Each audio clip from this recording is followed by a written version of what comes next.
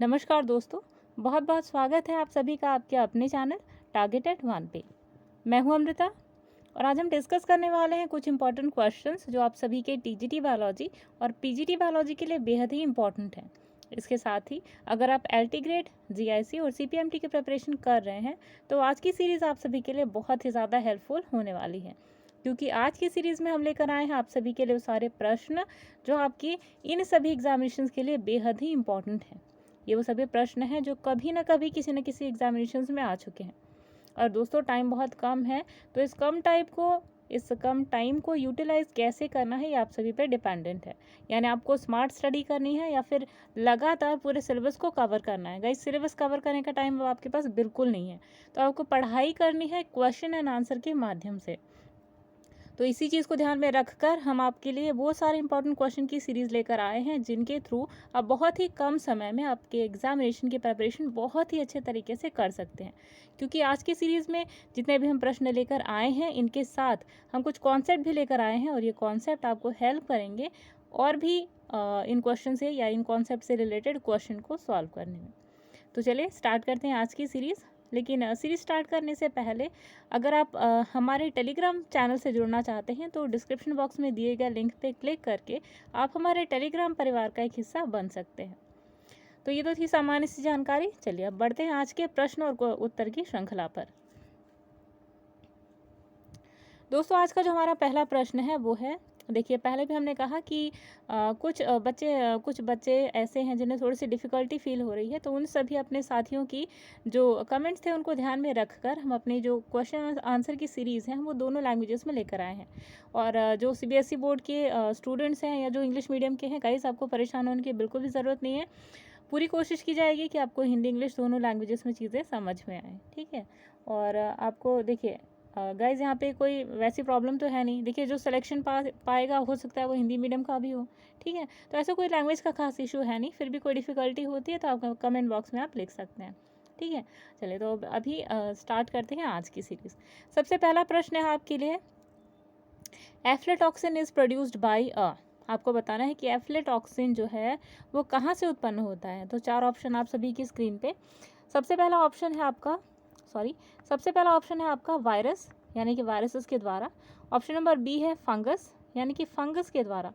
Option number fungus यानी कि कवक। ऑप्शन नंबर सी है बैक्टीरियम, यानी कि जीवाणु के द्वारा। और ऑप्शन नंबर डी है निमेटोड, यानी कि निमेटोड के द्वारा, ठीक है। तो यहाँ पे जो आपका करेक्ट आंसर निकल कर आता है तो वो है आपका ऑप्शन नंबर बी, यानी कि फंगस। यानी कि एफ्लेटॉक्सिन नाम का जो केमिकल है ये फंगस से निकाला जाता है, ठीक है। अब एक्स्ट्रा फैक्ट के रूप में जान लीजिए कि एफ्लेटॉक्सिन क्या है। एक ऐसा सब्सटेंस है जो कि लीवर में कैंसर फैलाने के लिए या कैंसर फैलाने का जो एक जिम्मेदार केमिकल है वो एफ्लेटॉक्सिन को माना जाता है। एफ्लेटॉक्सिन कहाँ से रिलीज होता है? वायरस, आपके फंगस से, ठीक है। तो aflatoxin is basically a toxic substance, एक टॉक्सिक कंपाउंड है जो कि कैंसर के लिए उत्तरदायी होता है और एस्परजिलस फ्लेवस और एस्परजिलस फ्यूमिगेंट्स के द्वारा इसे उत्पन्न किया जाता है। तो आपको ध्यान में रखना है कि ये कौन से कवक हैं, दो वायरसेस जिनके हमने अभी आपको नाम बताया। सबसे पहला है आपका एस्परजिलस फ्लेवस, ठीक है, और दूसरा एस्परजिलस फ्यूमिगेंट्स। तो ये दोनों किसके लिए रिस्पॉन्सिबल होते हैं? एफ्लेटॉक्सिन के रिलीज के लिए, ठीक है। तो ये था आप सभी के लिए एक इम्पॉर्टेंट एस्पेक्ट इस क्वेश्चन का। अगला देखिए, अगला है which of the following is a perfect stage of Aspergillus. आपको बताना है कि एस्परजिलस की जो पूर्ण अवस्था होती है ये कौन सी होती है। तो चार ऑप्शन आप सभी की स्क्रीन पे। सबसे पहला ऑप्शन है अमेरिसेला, ऑप्शन नंबर बी है पेजाइजा, ऑप्शन नंबर सी है एस्कोबोलस और ऑप्शन नंबर डी है मार्सेला। तो क्वेश्चन के अकॉर्डिंग जो आपका करेक्ट आंसर निकल कर आता है ये है ऑप्शन नंबर ए, यानी कि अमेरिसेला। अब एक्स्ट्रा फैक्ट के रूप में जान लीजिए कि अमेरिसेला एस्परजिलस की पूर्ण अवस्था का नाम है, यानी कि अमेरिसेला किसको कहा जाता है? परफेक्ट स्टेज को कहा जाता है एस्परजिलस की, ठीक है। इसके साथ ही ये एक फंगस है जिसका नाम है एस्परजिलस, ठीक है। ये एस्परजिलोसिस नामक जो रोग है उसको पैदा करता है। सबसे पहली चीज़ देखिए, परफेक्ट स्टेज क्या होती है? जो कि फुल्ली मैच्योर्ड होती है, यानी कि सेक्सुअली एक्टिव, ठीक है। दूसरी चीज़ कि एस्परजिलस जो है इसकी जो पूर्ण अवस्था होती है उसे क्या कहा जाता है? अमेरिसेला। तीसरी चीज़ कि ये जो कवक होता है एस्परजिलोसिस नामक जो रोग है उसको पैदा करता है, ठीक है।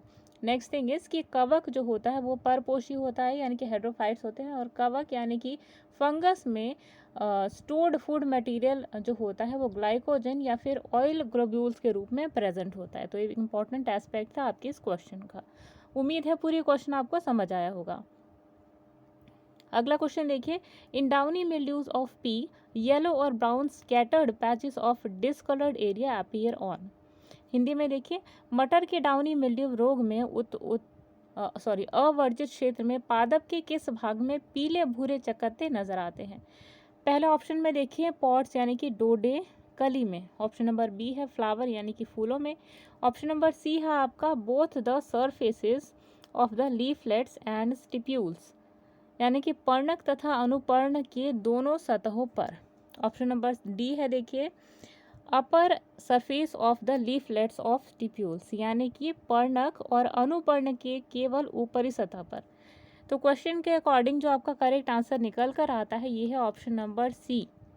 ऑप्शन नंबर सी आपका क्या है, both the surfaces of leaflets and stipules. ठीक, अब देखिए पाइजम सताइवम यानी जिसे मटर भी कहते हैं, तो इसमें डाउनी मिल्ड्यू नामक जो रोग है ये फैलता है। ठीक है, रोग का नाम क्या है, डाउनी मिल्ड्यूज। किस में फैलता है, मटर में। ठीक है, जो फंगस जो इसके लिए रिस्पॉन्सिबल होता है डाउनी मिल्ड्यूज के लिए उसका नाम है एरिसिफे पॉलीगोनी। ठीक, नाम याद रखिएगा, एरिसिफे पॉलीगोनी। कौन सा रोग होता है इससे, तो डाउनी मिल्ड्यूज रोग होता है। ठीक है, किसके अंदर होता है, तो मटर के अंदर होता है। ठीक है, तो इसके द्वारा पर्णक और अनुपर्ण जो होते हैं, ठीक, यानी कि लीफलेट्स और जो स्टिप्यूल्स होते हैं इनकी जो निचली सतह होती है उस पर आपको चकत्ते नजर आते हैं।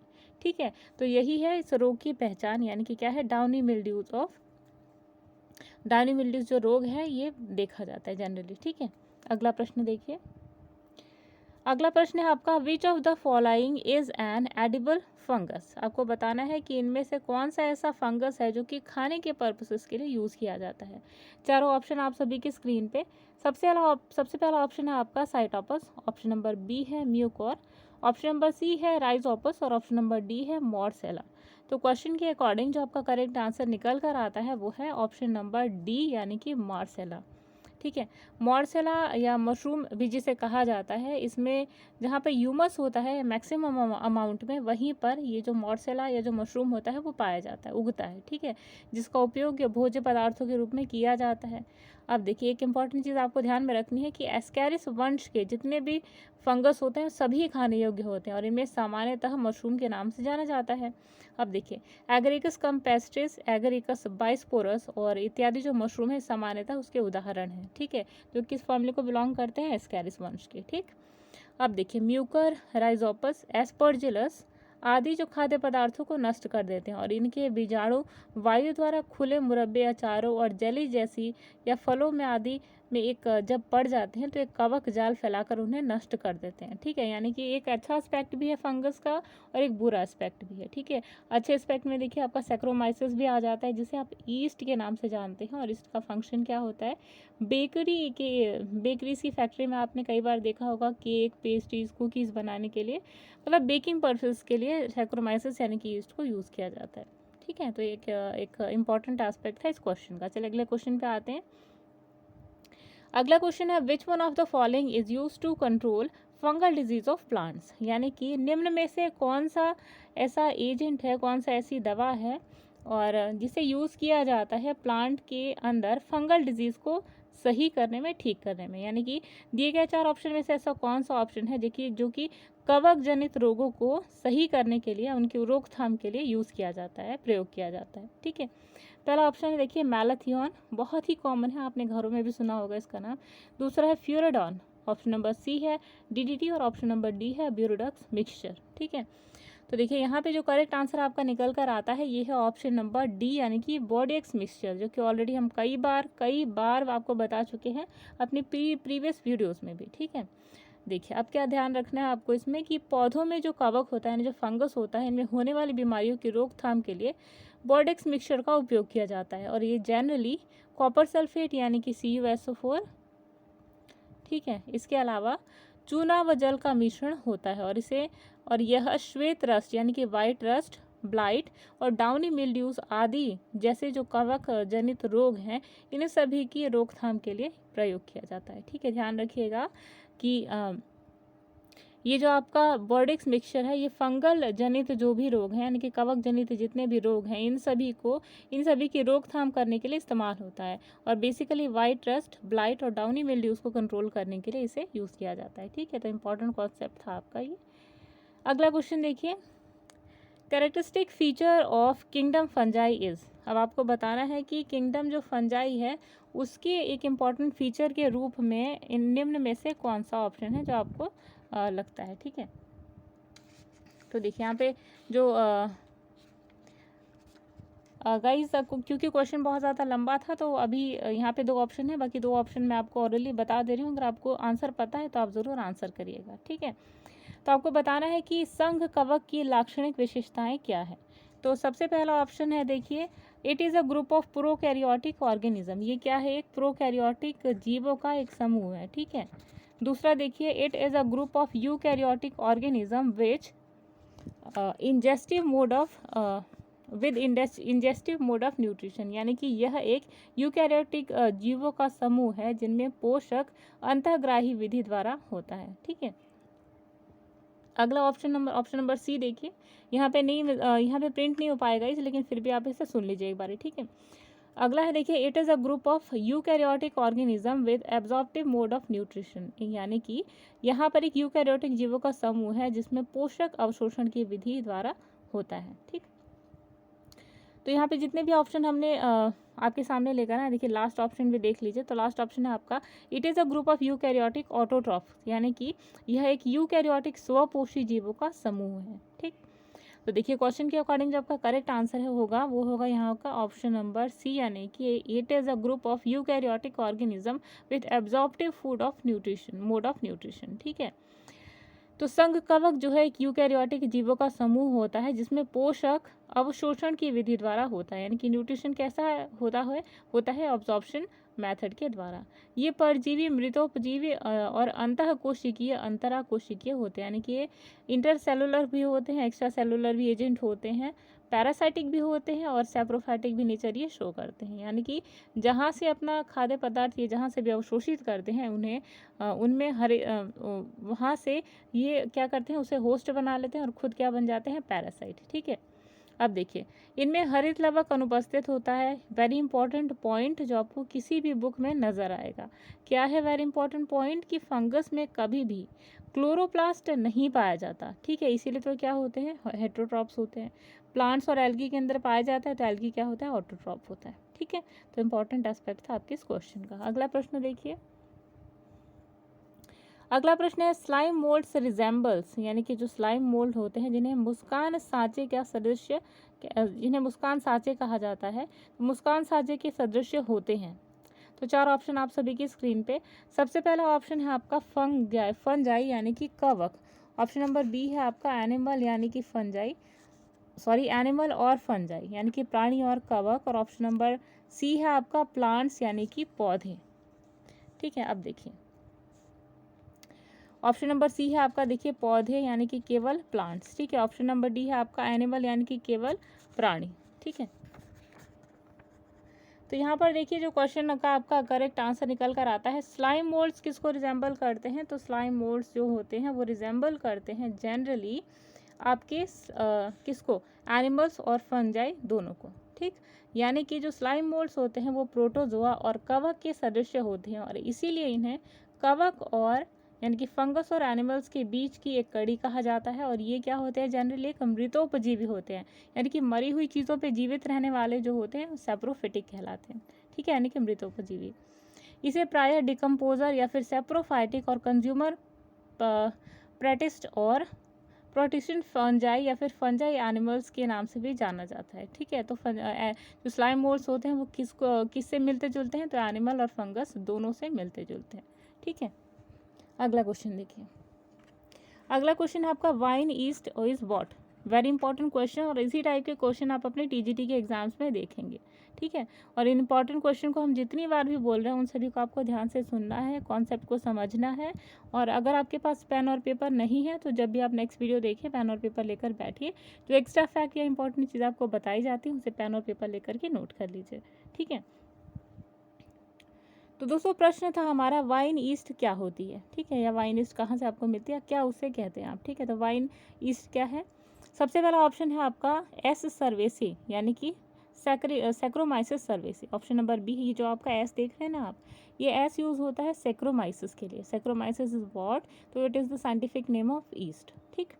दूसरा देखिए saccharomyces piriformis. Option number C है saccharomyces ellipsoideus. Option number D है एस सेक यानी कि सैक्रोमाइसिस सेक। तो क्वेश्चन के अकॉर्डिंग जो आपका करेक्ट आंसर निकल कर आता है ये है ऑप्शन नंबर ए यानी कि सैक्रोमाइसिस सर्वेसी। सैक्रोमाइसिस सर्वेसी सैक्रोमाइसिस जिसे ईस्ट कहा जाता है। तो ईस्ट एक क्या होता है, एक कोशिकीय मृतोपजीवी कवक है यानी कि यूनिसेलुलर सेप्रोफाइटिक फंगस है ये, ठीक है, जिनमें क्लोरोफिल नहीं पाया जाता। क्लोरोफिल तो फिलहाल किसी भी फंगस में पाया ही नहीं जाता। तो इसका पता सर्वप्रथम लिवेनहॉक ने लगाया था कि फंगस होता क्या है, ठीक है। इसका उपयोग कि फंगस यानी कि जो सैक्रोमाइसिस फंगस है ये है क्या चीज़ और कहाँ पे यूज़ होता है, ठीक है। इसका प्रयोग प्रायः अल्कोहल, बियर, शराब तथा डबल रोटी यानी कि जो ब्रेड है उसको बनाने में यूज़ किया जाता है। तो शराब उद्योगों में प्रयोग की जाने वाली जो सामान्यतः कवक होती है इसका नाम होता है सैक्रोमाइसिस सर्वेसी, ठीक है। और इसीलिए इसे वाइन ईस्ट के नाम से भी जाना जाता है। क्यों? क्योंकि वाइन बनाने में एक इम्पॉर्टेंट फैक्टर जो होती है उसका रोल प्ले करती है। अगला देखिए, अगला है देखिए an exception to septate hyphae of sac fungi is, यानी कि कोश कवक के भित्ति युक्त कवक तंतु के लिए अपवाद है। ऑप्शन नंबर 1 है आपका राइजोपस। ऑप्शन नंबर बी है आपका पेनिसिलियम। ऑप्शन नंबर सी है आपका ईस्ट और ऑप्शन नंबर डी है आपका एग्रिकस। एग्रिकस जिसे आप मशरूम के नाम से भी जानते हैं। तो अगर आपको क्वेश्चन का आंसर पता है तो ज़रूर कमेंट बॉक्स में दीजिएगा। तो इसका आंसर देखिए क्या है। चारों ऑप्शन आप सभी की स्क्रीन पे आपने देख लिया। अब देखिए इसके एक्स्ट्रा फैक्ट के रूप में जानिए कि जो फंगस होते हैं वो जनरली हर जगह पाए जाते हैं, ठीक है, क्योंकि ये सड़ी गली चीज़ों पे डिपेंडेंट होते हैं और नेचर में ज़्यादातर चीज़ें सड़ गल जाती हैं, ज़्यादातर स्टेज में यही होता है। तो ये क्या होते हैं, हर जगह पाए जाते हैं और ये स्पेशली क्या होते हैं सबस्ट्रेटम पर अधिक मिलते हैं, यानी कि जो सबस्ट्रेटम यानी कि अधस्तर होता है यहाँ पर विशेष रूप से पाए जाते हैं, ठीक है। जिनमें शक्कर की मात्रा अधिक हो, यानी कि ऐसे सबस्ट्रेटम जिनमें कि शुगर की अमाउंट ज़्यादा होती है यहाँ पे बेसिकली वो पाए जाते हैं, ठीक है। इन्हें सैक फंजाई के नाम से भी जाना जाता है क्योंकि इनके भित्ति युक्त कवक तंतु के लिए ये देखिए सैक फंजाई के नाम से भी जाना जाता है और इसीलिए इसे क्या कहा जाता है, कवक तंतु के भित्ति युक्त कवक तंतु के लिए एक अपवाद इन्हें माना जाता है क्योंकि इनमें कवक जाल नहीं होता और ये गोलाकार और कोशिकीय रंगहीन थैलस होता है इनका, ठीक है। तो एक इम्पॉर्टेंट कॉन्सेप्ट था आप सभी के लिए। चलिए अगले प्रश्न पे आते हैं। तो अगला प्रश्न है शिताके मशरूम इज व्हाट। तो शिताके कुकुरमुत्ता है क्या चीज़, थोड़ा सा फनी आपको लगेगा गाइस, पर मशरूम को हिंदी में कुकुरमुत्ता ही बोला जाता है, ठीक है। तो इसके पीछे काफ़ी लंबी कहानी है, तो कभी अगर मौका मिला तो वीडियो में ज़रूर शेयर किया जाएगा कि मशरूम को कुकुरमुत्ता क्यों बोला जाता है, ठीक है। फिलहाल चलिए कॉन्सेप्ट पे आते हैं। तो 4 ऑप्शन आप सभी की स्क्रीन पे। सबसे पहला ऑप्शन है देखिए Agaricus campestris. Option number B है वॉल्वेरिएला वॉल्वेसी। ऑप्शन नंबर सी है एग्रिकस ब्रुनेंसिस और ऑप्शन नंबर डी है आपका लैंटिनस इडोट्स, ठीक। तो क्वेश्चन के अकॉर्डिंग देखिए शिताके मशरूम के बारे में बात की जा रही है। तो शिताके मशरूम का अगर आपने नाम नहीं सुना है तो आज इस चीज़ को आप क्लियर कर लीजिए, ठीक है। तो शिताके मशरूम जिसको एक और नाम से बुलाया जाता है तो वो होता है लैंटिनस इडोट्स, ठीक है। लैंटिनस इडोट्स इसे कहा जाता है शिताके मशरूम। इसके अलावा जो फेमस मशरूम की प्रजातियां होती हैं उन्हें क्या क्या नाम से बुलाया जाता है। तो सबसे पहले एक और मशरूम का नाम लिख लीजिए वॉल्वेरिएला वॉल्वेसी, जिसे पैडी स्ट्रॉ मशरूम के नाम से भी जाना जाता है। दूसरा है आपका एगरिकस बाइस्पोरस, जिसे वाइट बटन मशरूम के नाम से जाना जाता है। वेरी इंपॉर्टेंट कॉन्सेप्ट और इसी टाइप के क्वेश्चन आप अपने पीजीटी बायोलॉजी के एग्जाम के पेपर में ज़रूर देखेंगे, इसे नोट डाउन कर लीजिए, ठीक है, एस्टेरिक मार्क कर लीजिए। तो चलिए मशरूम के बारे में आपने जाना। देखिए मशरूम क्या होता है गाइस, बेसिकली कि जहाँ पर भी मॉइस्चर ह्यूमस का मात्रा ज़्यादा होता है वहाँ पे हर जगह मशरूम देखा जाता है, ठीक है। अगला क्वेश्चन देखिए, अगला क्वेश्चन है the gills of mushroom is what. जो मशरूम के गिल्स होते हैं ये होते क्या एग्जैक्टली। तो चारों ऑप्शन आप सभी की स्क्रीन पे। सबसे पहला ऑप्शन है आपका हेल्प इन रेस्पिरेशन, यानी कि श्वसन में सहायक। ऑप्शन नंबर बी है bear spores with help which helps in reproduction, यानी कि खुले बीजाणु जो प्रजनन में सहायक होते हैं। ऑप्शन नंबर सी है आपका हेल्प इन न्यूट्रिशन, यानी कि पोषण में सहायक। और ऑप्शन नंबर डी है हेल्प इन एनहेंसिंग बायोएंसी, यानी कि उत्प्लावकता को बढ़ाने में सहायक होते हैं। तो क्वेश्चन के अकॉर्डिंग जो आपका यहाँ पे करेक्ट आंसर है ये है ऑप्शन नंबर बी, यानी कि जो गिल्स ऑफ मशरूम होते हैं ये इनके अंदर खुले बीजाणु जो कि प्रजनन में सहायक होते हैं वो पाए जाते हैं, यानी कि these bear spores which help in reproduction. अब देखिए एक्स्ट्रा फैक्ट के रूप में जान लीजिए कि मशरूम के गिल्स जो होते हैं या फिर जिन्हें लामिनी पाइलियस के नाम से भी जाना जाता है, तो इनके आंतरिक सतह पर क्या पाया जाता है, बीजाणु, ठीक है। और बीजाणु, इन्हीं बीजाणु के कारण जो गिल्स होते हैं विशिष्ट रंग के कारण नज़र आते हैं, यानी कि अजीब सा स्पेशल कलर यहाँ से नज़र आता है। किसके कारण? क्योंकि वहाँ पे बीजाणु पाए जाते हैं, ठीक है। बीजाणु मतलब होता क्या है? तो बीजाणु मतलब होता है स्पोर्स, ठीक है। कई बच्चों के मन में डाउट होगा, तो गाइस यहाँ पर एक कोशिश है बाइलिंगुअल वे में समझाने की। तो अगर आपको चीज़ें समझ में आ रही हैं तो ठीक है, बहुत अच्छा है ये आप सभी के लिए, क्योंकि आपको एक भाईचारे की भावना रखनी है उनके लिए भी जिनका बैकग्राउंड इंग्लिश का है और हिंदी का है, और हिंदी वाले बच्चों को भी एक सद्भावना रखनी है इंग्लिश के बच्चों के लिए, ताकि गाइस देखिए कोई चीज़ मिलकर अगर आप करते हैं ना तो चीज़ें ज़्यादा अच्छे वे में चलती हैं, ठीक है। और ऐसा तो कुछ नहीं है कि कोई इंग्लिश मीडियम का बच्चा है तो वही टीजीटी का एग्ज़ाम पास करेगा, हिंदी वाला नहीं। गाइस नॉलेज अलग चीज़ होती है और लैंग्वेज अलग चीज़ होती है, ठीक है। चलिए अब इस चीज़ को यहीं पे ड्रॉप करते हैं, नया क्वेश्चन को देखते हैं। तो अगला क्वेश्चन आपका देखिए, planula is a larval stage of what. जो प्लानुला डिंभ की अवस्था है ये किन में पाई जाती है? तो ऑप्शन नंबर 1 है देखिए आपका ओबेलिया, ऑप्शन नंबर बी है आपका टीनिया, ऑप्शन नंबर सी है आपका एस्कैरिस, और ऑप्शन नंबर डी है आपका फेरिटिमा, ठीक है। तो देखिए क्वेश्चन के अकॉर्डिंग जो आपका करेक्ट आंसर निकल कर आता है, सबसे पहले देखिए प्लानुला की बात की जा रही है। तो प्लानुला क्या होता है? आपका लार्वल स्टेज होता है, ठीक है। लार्वल स्टेज के साथ ही आपको ये ध्यान रखना है कि प्लानुला जो होता है वो किस ऑर्गेनिज्म से रिलेटेड है, तो ये भी आपको इक्वली याद रखना है। तो सबसे पहली बात कि क्वेश्चन के अकॉर्डिंग जो आपका करेक्ट आंसर निकल कर आता है ये है ऑप्शन नंबर ए, यानी कि ओबेलिया, ठीक। ओबेलिया जो होता है, ओबेलिया की जो लार्वल स्टेज है उसे प्लानुला के नाम से जानते हैं, तो ये आपको इम्पोर्टेंट कॉन्सेप्ट के रूप में ध्यान रखना है, ठीक। अब आपको 2-3 लार्वल स्टेज के नाम हम और आपको बताते हैं, और आपको क्या करना है, पेंसिल और पेन लेकर के इन लार्वल स्टेज के नाम को पेपर पे लिख लेना है, ठीक है। सबसे पहला ओबेलिया, जिसका कि लार्वल स्टेज का नाम हमने क्या बताया, लार्वल स्टेज का नाम हमने बताया था प्लानुला, ठीक है। दूसरा देखिए टेनिया सोलियम, टेनिया सोलियम का जो लार्वल स्टेज का नाम होता है उसे कहते हैं हेक्साकैंथ लार्वा, ठीक है। अगला देखिए एस्कैरिस, तो एस्कैरिस का जो लार्वल स्टेज का नाम है उसका नाम है रैबिडिटीफॉर्म लार्वा, ठीक है। क्या नाम है? रैबिडिटीफॉर्म लार्वा। दूसरा देखिए फेरिटिमा पोस्टमा, यानी कि जो केचुआ है उसका जो लार्वा स्टेज है यहाँ पे अनुपस्थित होता है, यानी कि होता ही नहीं है लार्वल स्टेज केचुए का, ठीक है। तो इम्पॉर्टेंट जितने भी हमने बताए यहाँ पे लार्वल स्टेज उसे आपको ध्यान रखना है, क्योंकि यहाँ से एक नए क्वेश्चन आपकी टीजीटी बायोलॉजी में पूछे जाएंगे। सबसे पहला टीनिया सोलियम का क्या बताया था? हेक्साकैंथ। एस्कैरिस का क्या बताया? रैबिडिटीफॉर्म लार्वा। फेरिटिमा का क्या बताया? अनुपस्थित, यानी फेरिटिमा में कोई लार्वल स्टेज पाया ही नहीं जाता, ठीक है। अगला देखिए, अगला क्वेश्चन देखिए आपका, ओबिलियन मेड्यूसा इज व्हाट। ओबिलियन मेड्यूसा क्या होता है ये आपको बताना है। तो पहला ऑप्शन देखिए डेट्रिटस फीडर, यानी कि अपर्दाहारी। ऑप्शन नंबर बी है ओमनीवोरस, यानी कि सर्वाहारी। ऑप्शन नंबर सी है कार्निवोरस, यानी कि मांसाहारी। और ऑप्शन नंबर नेक्स्ट है आपका हर्बीवोरस, यानी कि शाकाहारी, ठीक है। अब देखिए क्वेश्चन के अकॉर्डिंग जो आपका करेक्ट आंसर निकल कर आता है ये है ऑप्शन नंबर सी, यानी कि कार्निवोरस। यानी कि ओबिलियन मेड्यूसा जो होता है ये बेसिकली कार्निवोरस यानी कि मांसाहारी होता है। अब देखिए ओबेलिया संघ जो होता है उनमें सिलेंट्रेटा निडेरियंस का एक जीव होता है जो जलीय होता है, यानी कि एक्वाटिक होता है, और जो कॉलोनी में जनरली रहना पसंद करता है, यानी कि कॉलोनी के रूप में नज़र आता है। तो ओबेलिया की जो मेड्यूसा में जो वेलम पाया जाता है जिससे यह दूसरे जीवों को मारता है और अपना भोजन प्राप्त करता है, ठीक है। वेलम कहाँ पाया जाता है? ओबेलिया के मेड्यूसा में। कैसा होता है? ये कार्निवोरस होता है, ठीक है। ये क्या होता है? मेड्यूसा और पॉलिप। देखिए 2 टाइप की स्टेजेस होती हैं, क्योंकि ये पॉलीमॉर्फिज्म शो करता है बहुरूपता, ठीक है। तो बहुरूपता में पहला क्या है? पॉलिप, और दूसरा क्या है? मेड्यूसा। किसके अंदर पाया जाता है? ओबेलिया के अंदर, ठीक।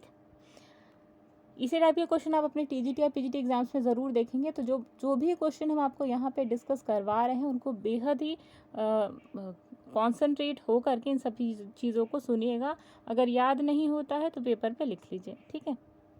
अगला क्वेश्चन देखिए, the feeding zooids of Obelia are known as, यानी कि ओबिलिया के जो पोषक ग्राही जीवक होते हैं जिन्हें जूइड्स कहा जाता है उनको क्या कहते हैं, ठीक है। पहला ऑप्शन है देखिए आपका ब्लास्टोस्टाइल्स, ऑप्शन नंबर बी है मेड्यूसे, ऑप्शन नंबर सी है गोनेंजिया और ऑप्शन नंबर डी है पॉलिप, ठीक है। तो क्वेश्चन के अकॉर्डिंग जो आपका करेक्ट आंसर निकल कर आता है, यानी कि जो फीडिंग जूइड्स होते हैं उन्हें जनरली हम किस भाषा में बुलाते हैं, तो फीडिंग जूइड्स को हम यहाँ पे बुलाते हैं पॉलिप, ठीक है। ये देखिए जो पॉलिप आप देख रहे हैं, तो क्वेश्चन के अकॉर्डिंग जो आपका करेक्ट आंसर बनता है ये है ऑप्शन नंबर बी, ठीक, सॉरी डी।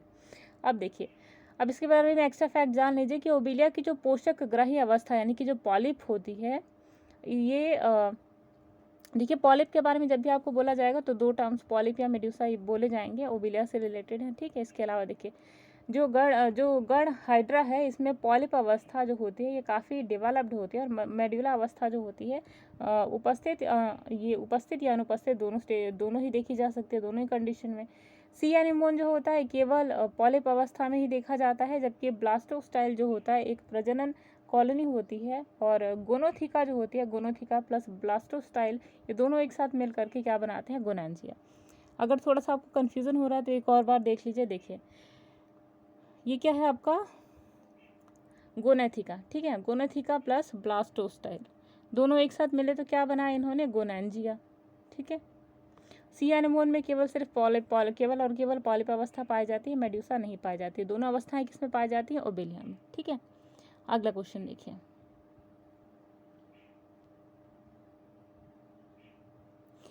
अगला है क्वेश्चन देखिए, sensory sales of Obelia is, Obelia की जो संवेदी कोशिकाएं हैं इन्हें किस नाम से जाना जाता है, तो चारों ऑप्शन आप सभी की स्क्रीन पे। सबसे पहला ऑप्शन है आपका पिनेकोसाइट, ऑप्शन नंबर बी है क्वानोसाइट, ऑप्शन नंबर सी है कॉलिनसाइट और ऑप्शन नंबर डी है लिंथोसाइट्स, ठीक। तो क्वेश्चन के अकॉर्डिंग जो आपका करेक्ट आंसर निकल कर आता है यह ऑप्शन नंबर डी यानी कि लिंथोसाइट। अब देखिए लिंथोसाइट ओबेलिया का संवेदी कोशिका यानी कि सेंसरी सेल के नाम से जानी जाती है। ये कैल्शियम कार्बोनेट का एक गोल कण जो होती है उसका श्रावण करती है, जिसे क्या कहते हैं, स्टेटोलिथ, ठीक। स्टेटोलिथ क्या है, तो एक गोल कण जो कि कैल्शियम कार्बोनेट की बनी होती है, जो कि ओबेलिया के लिथोसाइट सेल्स से प्रोड्यूस होती है, तो इसे क्या कहा जाता है, स्टेटोलिथ, ठीक है। अगला क्वेश्चन देखिए,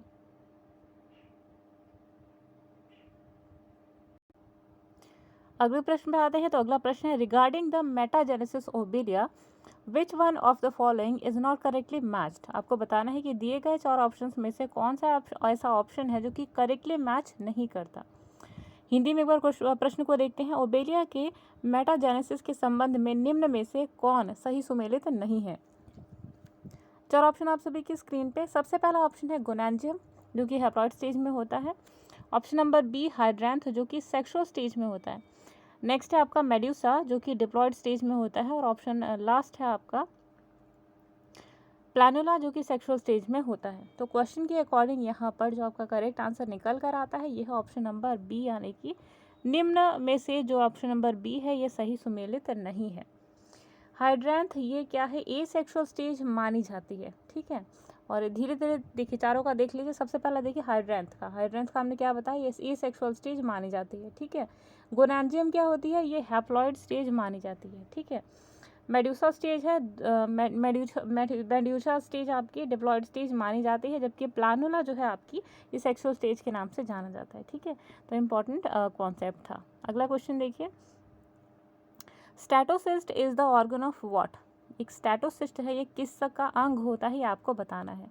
ऑप्शन नंबर 1 है आपका डिफेंस यानी कि सुरक्षा, ऑप्शन नंबर बी है आपका अटैक यानी कि आक्रमण, ऑप्शन नंबर सी है आपका बैलेंस यानी कि संतुलन को, और लास्ट है आपका कीमो रिसेप्शन यानी कि रासायनिक संवेदना ग्रहण का, ठीक है। तो क्वेश्चन के अकॉर्डिंग जो आपका करेक्ट आंसर निकल कर आता है यह है ऑप्शन नंबर सी, यानी कि अटैक के लिए। तो स्टैटोसिस्ट जो होते हैं ये ऐसा अंग होता है जो कि अटैक यानी कि आक्रमण के लिए इस्तेमाल में लाया जाता है। तो इसे बेसिकली इसे एक संतुलन अंग के नाम से भी जाना जाता है, ठीक जो कि जो करेक्ट आंसर है आपका ये है ऑप्शन नंबर सी, यानी कि बैलेंसिंग के लिए। तो स्टेटोसिस्ट क्या होता है आपका, बैलेंसिंग के लिए यूज़ होता है, ठीक है, जो कि प्रॉन जो होता है उसके अंदर पाया जाता है, ठीक है। स्टेटोसिस्ट छोटे सफ़ेद और मन का है कि एक लॉकेट की तरह जोड़ी में पाए जाते हैं, जो कि अंदर से खोखले गोलाकार थैलियों जैसी संरचना में भरे होते हैं, ठीक है, यानी कि बैग लाइक स्ट्रक्चर में, जो कि अंदर से वैकेंट होती है उसके अंदर ये भरे हुए होते हैं, ठीक है। तो स्टेटोसिस्ट आर व्हाट बेसिकली, तो दीज आर बैलेंसिंग ऑर्गन्स, ठीक है। अगला क्वेश्चन देखिए, अगला क्वेश्चन है स्टेटोसिस्ट आर फाउंड इन, देखिए क्वेश्चन मिलता जुलता है।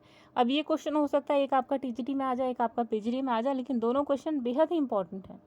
क्वेश्चन क्या है आपका, स्टेटोसिस्ट आर फाउंड इन, आपको बताना है कि स्टेटोसिस्ट कहाँ पर पाए जाते हैं। 4 ऑप्शन आप सभी की स्क्रीन पे। सबसे पहला ऑप्शन है केचुए में, यानी कि अर्थवॉर्म में। ऑप्शन नंबर बी है कॉकरोच, यानी कि कॉकरोच में, जिसे हिंदी में तिलचट्टा भी कहा जाता है। ऑप्शन नंबर सी है आपका ओबेलिया, यानी कि ओबेलिया में। और ऑप्शन नंबर डी है पैरामीशिया, यानी कि पैरामीशिया में। तो स्टेटोसिस्ट जो है ये कहाँ पे पाई जाती है, तो इसका करेक्ट आंसर है आपका ऑप्शन नंबर सी, यानी कि ओबेलिया में, ठीक है। ओबेलिया में क्या पाई जाती है, स्टेटोसिस्ट। स्टेटोसिस्ट क्या होता है, एक सेंसरी सेल होती है, सेंसरी ऑर्गन होता है, जो कि शरीर का संतुलन बनाने में हेल्प करता है, ठीक है। अभी हमने बात की इसके बारे में। एक और एक्स्ट्रा फैक्ट जान लीजिए कि कुछ जलीय अकशेरुकी होते हैं, यानी कि कुछ एक्वाटिक इनवर्टिब्रेट्स होते हैं, जिनमें निडारियंस, एकाइनोडर्मेट्स और सिफेलोपॉड और क्रस्टेशियंस भी पाए जाते हैं, ठीक है। तो आपको ये चीज़ें ध्यान रखनी है। अगला क्वेश्चन देखिए, अगला क्वेश्चन आपका medusa of Obelia is formed by what, जो मेड्यूसा होता है ओबेलिया का, ये किसके द्वारा बनता है आपको बताना है, ठीक है। तो चारों ऑप्शन आप सभी की स्क्रीन पे। सबसे पहला ऑप्शन है आपका हाइड्रोकॉलस, ऑप्शन नंबर बी है हाइड्रैंथ, ऑप्शन नंबर सी है हाइड्रोराइजा और ऑप्शन नंबर डी है आपका ब्लास्टोस्टाइल। तो क्वेश्चन के अकॉर्डिंग जो आपका करेक्ट आंसर निकल कर आता है ये है ऑप्शन नंबर डी, यानी कि ब्लास्टोस्टाइल, ठीक। अब देखिए ओबेलिया में मेड्यूसा का जो निर्माण होता है वो ब्लास्टोस्टाइल्स के द्वारा होता है, ठीक है। ये क्या है, एक अलैंगिक मुकुलन के द्वारा होता है, यानी कि एसेक्सुअल रिप्रोडक्शन के द्वारा ये चीज़ होती है।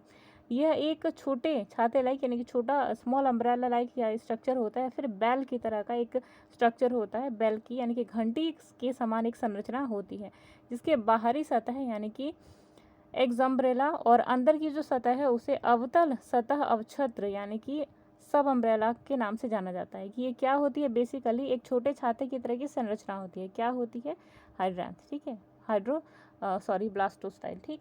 तो ब्लास्टोस्टाइल के क्योंकि छातेनुमा संरचना है तो इसके आउटर सरफेस को एक्स अम्ब्रेला और इनर सरफेस को सब अम्ब्रेला के नाम से जाना जाता है। एक्स अम्ब्रेला को हिंदी में बहिर्छत्र कहा जाता है और अंदर की जो सरफेस है उसे अवछत्र कहा जाता है, ठीक। तो इम्पोर्टेंट कॉन्सेप्ट था आपके लिए। अगला क्वेश्चन देखिए, which of the following is not correctly match. तो ये जो क्वेश्चन है इसका आंसर आपको खुद करना है, ठीक है। चलिए, हो सकता है आपको थोड़ा सा डिफिकल्टी फील हो, तो चलिए से हम ही बता देते हैं। तो पहले ऑप्शन देख लीजिए, ऑप्शन है आपका टीनोफोरा यानी कि प्लानुला लार्वा, निडारिया यानी कि मीजोक्लिया, ऑप्शन नंबर सी है टीनोफोरा यानी कि निमेटोसिस्ट और ऑप्शन नंबर डी है निडारिया यानी कि गैस्ट्रोवैस्कुलर कैविटी, ठीक है। अब देखिए क्वेश्चन के अकॉर्डिंग जो आपका करेक्ट आंसर है ये है आपका ऑप्शन नंबर ए यानी कि ओबेलिया, ठीक है। ऑप्शन नंबर ओबेलिया क्या होता है आपका, ये जो है आपका बेसिकली एक सिलेंट्रेटा होता है जिसे कि सी फर के नाम से जाना जाता है। और जो प्लानुला लार्वा है ये ओबेलिया के अंदर नज़र आता है। किसकी फैमिली का है ये, किस संघ का है ये, तो ओबेलिया, ठीक है, सॉरी टीनोफोरा, ठीक। अगला क्वेश्चन देखिए, अगला क्वेश्चन है आपका a different kind of alternation of generation called metagenesis occurs in which of the following. आपको बताना है कि दिए गए ऑप्शंस में से अल्टरनेशन ऑफ जनरेशन जो है जिसे मेटाजेनेसिस कहा जाता है किन में नज़र आता है। ऑप्शन नंबर 1 है आपका हाइड्रा, ऑप्शन नंबर बी है ऑरेलिया, ऑप्शन नंबर सी है आपका ओबेलिया और ऑप्शन नंबर डी है मैट्रीडियम, ठीक है। तो क्वेश्चन के अकॉर्डिंग जो आपका करेक्ट आंसर निकल कर आता है यह ऑप्शन नंबर सी यानी कि ओबेलिया, ठीक।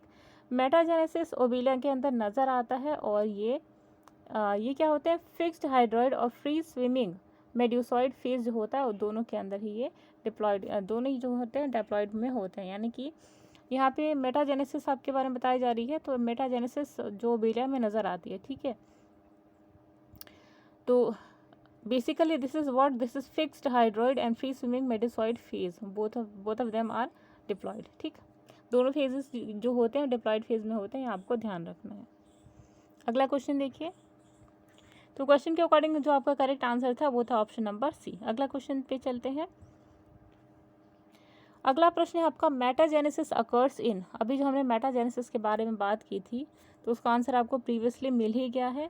तो इसका आंसर चलिए अगर आपको पता है तो ठीक है, वरना ऑप्शंस को देखते हैं। देखिए क्वेश्चन इस प्रकार से भी आ सकता है आपका, ठीक है, क्वेश्चन इस प्रकार से भी आ सकता है कि मेटाजेनेसिस आपको किस ऑर्गेनिज्म में नजर आएंगे। तो चारों ऑप्शन आप सभी की स्क्रीन पे। सबसे पहला ऑप्शन है आपका हाइड्रा, ऑप्शन नंबर बी है ओबिलिया, ऑप्शन नंबर सी है ऑरेलिया और ऑप्शन नंबर डी है ट्यूबीपोरा। तो क्वेश्चन के अकॉर्डिंग जो आपका करेक्ट आंसर निकल कर आता है ये है आपका, देखिए मेटाजेनेसिस के बारे में बात करी जा रही है। तो मेटाजेनेसिस जो है आपका एक इम्पॉर्टेंट कॉन्सेप्ट है जो आपको ध्यान में रखना है, और ये आपके ऑलरेडी यूपी पीसीएस में आ चुका है। तो इस टाइप के क्वेश्चन आपके पीजीटी एग्जामिनेशंस के लिए बेहद ही इंपॉर्टेंट है। तो देखिए क्वेश्चन के अकॉर्डिंग जो आपका करेक्ट आंसर है यह ऑप्शन नंबर बी, यानी कि मेटाजेनेसिस ओबिलिया के अंदर नजर आता है। मेटाजेनेसिस होती क्या है, तो ये alternation of sexual and asexual stage जो होती है इसे ही मेटाजेनेसिस कहा जाता है।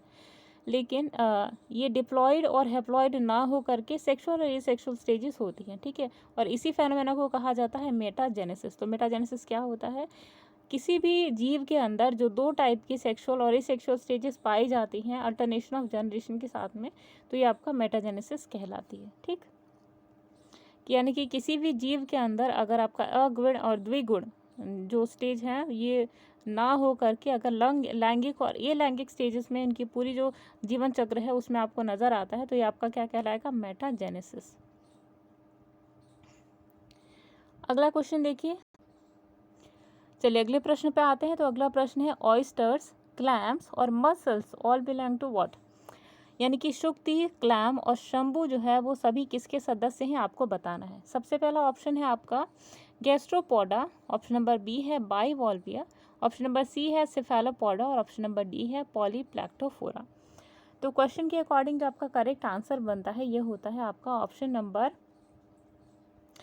बी, यानी कि बाइवॉल्विया। ठीक है, बाइवॉल्विया क्या होता है, बाइवॉल्विया के जो सदस्य हैं उनमें ऑयस्टर, क्लैम्स और मसल्स आते हैं। ठीक है, अगला क्वेश्चन देखिए। तो अगला क्वेश्चन है आपका regarding metagenesis Obelia in Obelia which one of the following is not correctly matched. यानी कि मेटाजेनेसिस जो अवस्था है जो कि ओबेलिया के अंदर पाई जाती है, इनमें से कौन सा जो स्टेज है वो सही से मैच नहीं है, सही सुमेलित नहीं है, आपको बताना है। पहला है गोनेंजियम जिसे हैप्लॉइड स्टेज कहा जाता है, दूसरा है प्लानुला जिसे सेक्सुअल स्टेज कहा जाता है, तीसरा है मेड्यूसा जिसे डिप्लॉयड स्टेज कहा जाता है और ऑप्शन नंबर सी है हाइड्रेंथ जिसे सेक्सुअल स्टेज कहा जाता है। ठीक है, तो क्वेश्चन के अकॉर्डिंग यहाँ पर जो आपका करेक्ट आंसर निकल कर आता है ये है ऑप्शन नंबर बी, यानी कि प्लानुला।